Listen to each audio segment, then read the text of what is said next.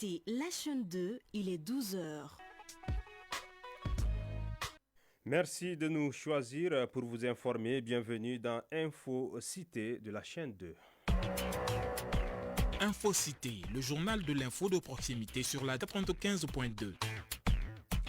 La lutte contre le travail des enfants est au cœur d'une campagne de sensibilisation initiée par la direction de la promotion de la femme, de l'enfant et de la famille et ses partenaires. Objectif: mettre la diversité culturelle au service de l'intégration des communautés africaines. Faut-il tout dire à ses amis? De nos jours, nombreux sont ceux qui pensent que l'amitié n'existe plus, ou du moins qu'elle n'a plus les mêmes valeurs ni la solidité d'antan. C'est le grand dossier de la rédaction de ce 12 heures que nous allons aborder avec Awa Sidibé. Elle nous fera le point au cours de ce journal. L'actualité sportive au Mali reste dominée par les premiers Jeux de l'AES qui démarrent ce samedi à Bamako. La cérémonie d'ouverture est prévue pour cet après-midi aux environs de 16h au Palais des Sports Salamatou Maïga à l'ACI 2000. Dans l'actualité internationale, en Côte d'Ivoire, le RHDP organise son congrès avant la présidentielle. Alassane Ouattara maintient le doute. Et aussi en Israël, Iran, la guerre s'intensifie. Moscou appelle à la retenue. Nous aurons le développement dans ce journal avec Issandaou. Voici pour le sommaire. Mesdames, Messieurs, bonjour et bienvenue dans cette édition d'information. À la présentation, Hamadoun Diallo. Le président de la transition, le général d'armée Assimi Goïta, est attendu aujourd'hui à Moscou pour une visite d'État. Ce déplacement s'inscrit dans le cadre du renforcement des relations stratégiques entre le Mali et la Russie, ainsi que dans la dynamique de diversification de partenariats amorcée depuis son accession à la tête de la transition. Pour rappel, c'est à la Fédération de Russie que le chef de l'État avait réservé son tout premier voyage officiel hors du territoire national lors de sa participation au deuxième sommet Russie-Afrique tenu à Saint-Pétersbourg du 27 au 30 juillet 2023. La Cité des enfants a abrité une campagne de sensibilisation contre le travail des enfants organisée par la direction de la promotion de la femme, de l'enfant et de la famille en partenariat avec le projet Joining for Africa, JOFA Act, et plusieurs autres partenaires. L'initiative, qui s'inscrit dans le cadre des festivités de la journée du 16 juin, a réuni des centaines de participants autour d'un objectif commun: mettre la diversité culturelle au service de l'intégration des communautés africaines. Safia Toukone pour le reportage.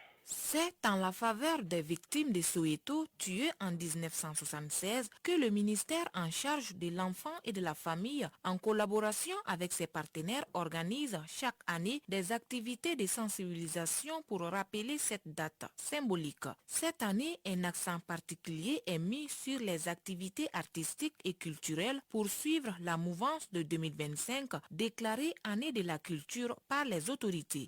L'événement a mobilisé de nombreux enfants venus de la sous-région pour rendre hommage. Rafiatou Lamizana, représentante des enfants du Burkina Faso. C'est une occasion pour nous de dire à tout le monde entier que l'enfant africain compte. L'enfant africain a un talent, il a des rêves et il mérite un bel avenir. Et on demande aux autorités de l'AES d'agir sur les enfants, car l'avenir d'un pays reflète sur la jeunesse. Idrissa Emmanuel Camara, représentant de la présidente du Parlement des enfants. J'ai été tellement satisfait de voir tous ces enfants venus de toutes les régions, de tous nos pays voisins, pour la commémoration de ce mur de mémoire, ce mur d'histoire, ce mur qui rappelle les souffrances qu'ont vécues nos frères et sœurs d'Afrique du Sud. Au programme de cette journée, un dépôt de gerbes de fleurs par Madame le ministre en charge de l'enfant et de la famille. La distribution des kits scolaires et la communication autour de messages de sensibilisation ont marqué la journée. Baba Diarra, directeur exécutif Enda Mali. Nous organisons aux côtés de l'État ce mur qui représente justement le symbole de cette journée, a été pour la première fois réalisé au Mali par les intellectuels et les artistes africains avec les enfants en situation difficile du Mali. Les autorités et les défenseurs des droits des enfants se sont engagés pour accompagner les tout-petits afin d'assurer leur protection. À présent, je vous invite à effectuer un tour avec nous dans les différentes familles pour constater l'éducation des enfants quand leurs mamans sont absentes. Elles sont au travail du matin jusqu'au soir et en ce moment précis de la journée, les enfants sont confiés aux autres membres de la famille ou aux voisins. Pour en savoir davantage, Fanta Traoré nous fait le point. Avec la modernisation, les enfants sont éduqués de différentes manières. Souvent, c'est avec les aides ménagères, le voisinage, les grands frères, les grandes sœurs ou encore avec les grandes mères. Cette situation s'explique de différentes manières car les femmes préfèrent gagner leur vie à la sueur de leur front en travaillant. Mariée il y a 28 ans, mère de 4 enfants, Ramata Togola évolue dans le commerce. Elle nous explique comment elle assure l'éducation de ses enfants tout en travaillant du matin jusqu'au soir. Avec mon premier et deuxième enfant, j'avais l'habitude de le mettre au dos et aller vendre. Au fur et à mesure qu'on grandit, j'ai commencé à les laisser dans la grande famille, avec les aides ménagères et ma petite sœur. Quand leurs petits frères sont venus, c'était à leur tour de s'occuper d'eux, à mon absence. Tout comme elle, Djinebou Diakité n'a que les week-ends pour passer du temps avec ses enfants. À chaque matin, je fais ses petits besoins. Ensuite, je la dépose à l'école et je me rends au service pour travailler. Bon, c'est seulement le week-end que je suis disponible. C'est à ce moment que je prends du temps pour bien entretenir ma famille. Il en est de même pour les femmes au foyer qui poursuivent leurs études. Alimata Dambélé nous donne des explications. Je suis étudiante à l'école de santé. Chaque jour, je dépose mon enfant chez ma mère qui prend soin de lui en mon absence. Mais la question qui se pose, n'y a-t-il pas de conséquences lorsqu'un enfant est éduqué en l'absence de ses parents? Anne Diarra, sociologue, nous donne son point de vue. Les femmes qui partent au travail le matin jusqu'au soir, je pense que ça a vraiment des conséquences, surtout sur le plan éducatif de nos enfants. L'enfant qui est à la maison avec seulement les dames de ménage, s'il y en a, d'autres vont avec des voisines ou la grande famille, des fois ont du mal à comprendre certaines choses de leur mère. L'éducation que tu veux l'inculquer, souvent tu peux avoir des difficultés parce que l'enfant passe plus de temps avec d'autres personnes. Ils apprennent mieux avec ces personnes qu'avec les parents. Certaines femmes courageuses, certaines braves dames, même étant au service, essaient de coordonner les choses avant d'aller et veillent à l'exécution. Ce qu'elles font, préparent à la maison. Des fois, tu vas trouver que ton enfant a des termes que tu n'as jamais employés. L'enfant a appris à travers les bons, à travers les autres enfants de la rue, de la grande famille. Souvent, on doit essayer de trouver des petits temps pour nos enfants. C'est important. À noter que l'éducation d'un enfant est d'une importance capitale pour le bien de la nation et chaque personne a sa part des responsabilités dans l'éducation d'un enfant. Et d'un sujet à un autre dans cette édition d'information, mais cette fois-ci dans un autre angle de société. De nos jours, on considère qu'un garçon est raté généralement quand il ne répond pas aux attentes ou aux normes préétablies par la société ou son entourage.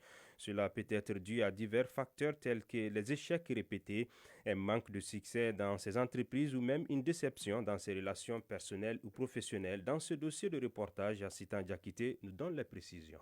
On constate généralement chez la personne dite ratée le non-respect des règles et consignes prônées par sa société. Les facteurs sont multiples. Bagari Fomba, juriste de formation non moins expert en droit et protection de l'enfant. C'est des enfants qui sont issus des milieux défavorisés. Généralement dans une famille dans laquelle les parents n'ont pas les moyens de subvenir aux besoins de l'enfant. Ils n'arrivent pas à l'éducation de l'enfant. Par exemple, un enfant qui n'a pas de moyens, qui n'arrive pas à bien manger à la maison, qui n'est pas bien soigné par ses parents, qui est laissé à lui-même, qui se promène, qui erre dans la rue. Les enfants aussi peuvent se retrouver dans cette situation à cause des problèmes psychologiques. Certains parents aussi commettent des actes de violence sur les enfants qui font que les enfants sont obligés de quitter la famille. Même la négligence des parents qui laissent les enfants sortir depuis le matin jusqu'à tard dans la nuit, bien qui dorment dans la rue pendant des jours et des jours. Modi Goumani, commerçant. Les garçons ratés se comportent mal dans la société, de plus envers les personnes âgées. Ils ont une très mauvaise fréquentation. Dans notre société, les comédiens se retrouvent souvent confrontés à des regards désobligeants et à des jugements hâtifs dans les rues. Mohamed Diabaté, comédien, refuse de se laisser définir par les étiquettes qui lui sont collées. Un artiste joue un rôle d'un miroir. Quand tu vois le miroir, soit tu te vois dedans ou tu vois quand même l'attitude de quelqu'un d'autre dedans. La jeunesse n'arrive pas à comprendre. Bon, chacun a sa façon de comprendre les choses. Djibril Diallo, agent d'une société de communication, nous raconte un cas de garçon raté. J'ai connu un garçon dont ses parents l'avaient mis dans toutes les conditions pour qu'il puisse étudier, se faire un avenir meilleur. Mais ce dernier a fini par abandonner ses études à cause de ses mauvaises fréquentations. Il est primordial de se rappeler que chaque personne mérite d'avoir un avenir meilleur. Par conséquent, il est important d'aider ces individus afin d'éviter de compromettre leur futur. À présent, le tour d'horizon de l'actualité internationale.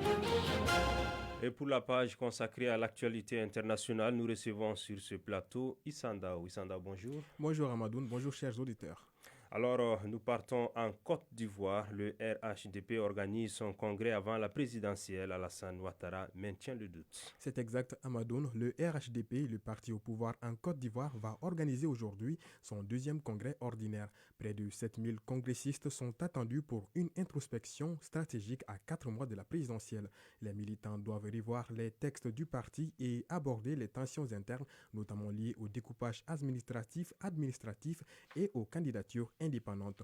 Le congrès sera aussi l'occasion de présenter un nouveau projet de société et d'élire le président du parti. Bien que le nom d'Alassane Ouattara soit largement plébiscité, le chef de l'État entretient le suspense sur sa candidature. Il affirme être en pleine santé et désireux de continuer à servir, tout en rappelant que le RHDP dispose d'autres figures capables de prendre la relève. Un grand meeting prévu demain au stade d'Ebempe devrait confirmer l'orientation stratégique du parti pour l'échéance électorale d'octobre.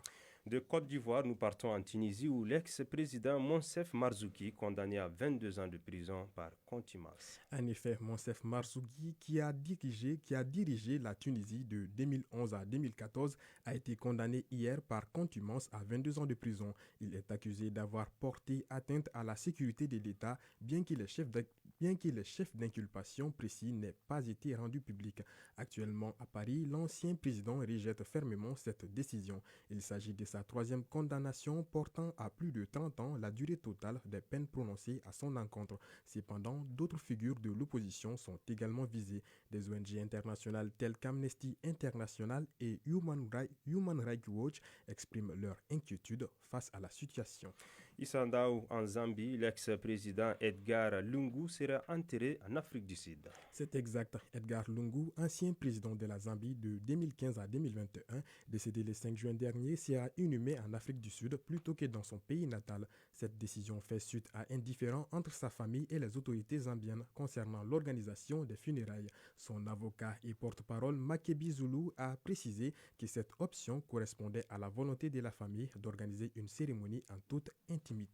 Et pour terminer, Issanda, au Moyen-Orient, Israël-Iran, la guerre s'intensifie. Moscou, de son côté, appelle à la retenue.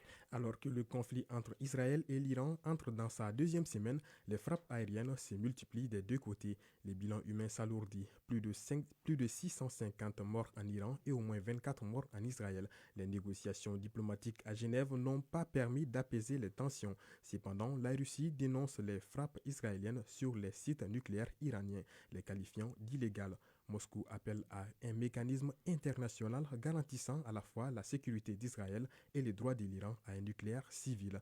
Voilà Amadoun Diallo, c'est ce qui fait la une de l'actualité internationale de ces 12 heures. Merci Issandaou pour toutes ces précisions. Je l'annonçais en titre, faut-il tout dire à ses amis? C'est la question que nous abordons dans ce journal à présent. De nos jours, nombreux sont ceux qui pensent que l'amitié n'existe plus ou du moins qu'elle n'a plus les mêmes valeurs ni la solidité d'antan. Cela pousse certains à se méfier de leurs amis et à ne pas leur confier certains secrets ou problèmes. Cette problématique est-elle une réalité? C'est ce que nous allons découvrir dans ce reportage signé Awa Sidibé. Hommes ou femmes, nous avons tous un jardin secret, un espace intime que l'on partage rarement avec un membre de sa famille, mais plus volontiers avec un ami ou une amie.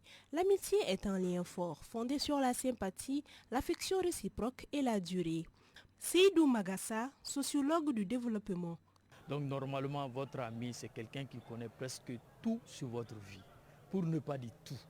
Donc, il connaît tellement tout que vous devenez vulnérable. Vous savez, ce que vous connaissez, ce que vous maîtrisez, vous pouvez facilement le détruire. Vous pouvez facilement l'attaquer. C'est pourquoi quand quelqu'un vous trahit, ça fait très très mal. Mais pourquoi les gens ne se confient pas aujourd'hui? Je ne vous apprends rien. Si une fois vous avez été trahi par quelqu'un, que vous jugez qu'il était votre ami, est-ce que dorénavant vous aurez confiance aux gens? Ouattara Fanta Keïta. On peut constater de nos jours qu'il y a 3 types d'amitié maintenant. Il y a l'amitié utile. C'est une amitié qui est basée sur l'intérêt, c'est seulement l'intérêt. Donc quand nous avons des intérêts en commun, on est amis. S'il n'y a plus d'intérêt, nous ne sommes plus amis. Il y a également l'amitié agréable, c'est basé sur le plaisir. Voilà. Et l'amitié qui s'est fait rare maintenant, c'est l'amitié basée sur la vertu, les valeurs. Donc, on se fait confiance. Moussa Golofani, administrateur des ressources humaines. J'ai fait l'école fondamentale, le lycée, l'université et des formations post-universitaires. Je suis dans le domaine administratif maintenant. Aujourd'hui, les mentalités ne sont plus les mêmes. Beaucoup de mes amis, quand je dois collaborer avec eux, ça sera très difficile. Pourquoi? Parce que les intérêts ne sont plus les mêmes. L'amitié perd de son sens parce que nous ne sommes plus attachés aux valeurs morales, religieuses et traditionnelles de nos sociétés qui étaient fondées sur la fidélité, l'intégrité et l'honnêteté. Cependant, certains continuent encore d'y croire, comme en témoigne Ouattara Fanta Keïta. On ne se communique pas tous les jours et pourtant nous sommes intimes. On partage nos secrets. Moi, je me sens totalement en sécurité avec elle. Quand j'ai des difficultés, quand j'ai des problèmes, je prends mon téléphone. Je dis, aïe, aïe, aïe, ma chérie, la case de Babadi brûle. Quand je dis que la case de Babadi brûle, elle comprend automatiquement que j'ai des problèmes. Elle s'apprête, elle se rend disponible pour moi, elle m'écoute, elle me guide et elle m'oriente. Et moi, avec cette amie, nous sommes ensemble depuis 1994. Nombreuses sont les personnes qui pensent que, pour garder le contrôle de leur vie, il n'est pas nécessaire de tout dire à leurs amis, car, au fond, on ne connaît jamais vraiment quelqu'un et l'ami d'aujourd'hui peut devenir l'ennemi de demain. Et vous, qu'en pensez-vous? L'actualité sur un tout autre plan dans l'émission Entretien de la 2. Notre invitée de la semaine est Mme Tandia Fatoumata Traoré, directrice générale de l'Agence nationale de la météorologie. Avec elle, nous abordons la saison des pluies 2025, les prévisions, les mesures de prévention ainsi que les actions entreprises par le Mali Météo pour anticiper les risques et réduire les impacts liés au changement climatique. Nous vous proposons à présent un extrait de cet entretien. Madame Tandia est au micro de Cheikh Oumar Kamara. Ici à Bamako, les tendances suggèrent une saison des pluies globalement humide avec des cumuls pluviométriques excédentaires attendus dans plusieurs de nos régions. Ce scénario hydrométéorologique induit une probabilité accrue d'inondations urbaines, particulièrement dans les zones à faible capacité de drainage. À l'heure actuelle, ces prévisions saisonnières, nous devons les considérer comme un signal d'alerte scientifique et opérationnelle. Elles appellent à la fois une vigilance renforcée, une coordination interinstitutionnelle proactive et une sensibilisation accrue des populations afin de prévenir les pertes humaines et économiques. Et dans notre rôle de service météorologique national, nous continuerons à assurer un suivi de la situation atmosphérique, à produire des bulletins de veille et d'alerte précoce et à mettre à disposition, bien entendu, des décideurs, des conjoncturistes et du grand public les informations météorologiques et climatologiques stratégiques. Et à suivre l'intégralité de cet entretien tout à l'heure à partir de 12h30 sur la chaîne 2, une émission réalisée par Cheikh Oumar Kamara.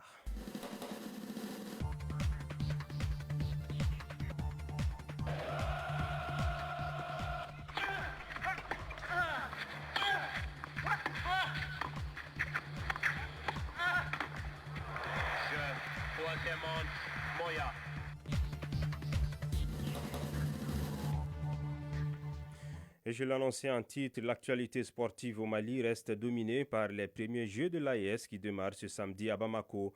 La cérémonie d'ouverture est prévue pour cet après-midi aux environs de 16h et ce sera au Palais des Sports Salamatou Maïga. À la CI 2000, toutes les délégations sont présentes à Bamako et les autorités maliennes de leur côté rassurent que le Mali est prêt à relever les défis. À travers ses premiers Jeux, Bamako sera la capitale sportive de l'AES. Voilà donc l'essentiel de l'actualité de la page sportive. –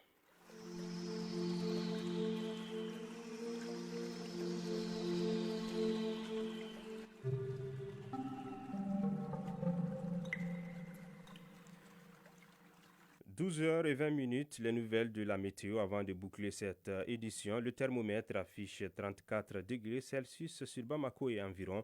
La maximale attendue sera de 35 degrés Celsius et quant au soleil, il se couchera à 19h. Et c'est tout pour cette édition d'information présentée par Hamadoun Diallo, réalisation Samba Sanogo et Suleiman Fomba. Mise en onde Penda Dao, mise en ligne Badi Touré, coordination éditoriale Nyanya Aliou Traoré et Djefa Diara. Passez un excellent moment en compagnie des programmes de la chaîne 2. Bonjour.